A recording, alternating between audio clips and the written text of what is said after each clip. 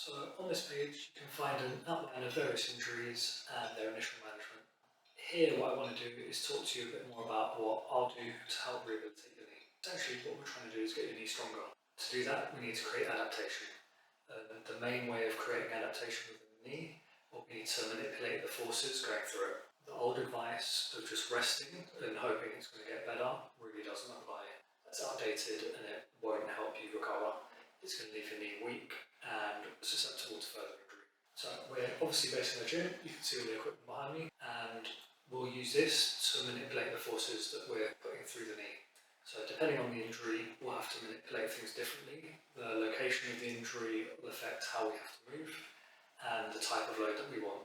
My aim will be to figure out how much load the knee can tolerate, and we'll have to adapt our loading day to day to get the best outcome. Typically our loading will start with isometric movements, which are static exercises, and because they're static, they're a very safe way of manipulating the load and getting it exactly where we want it.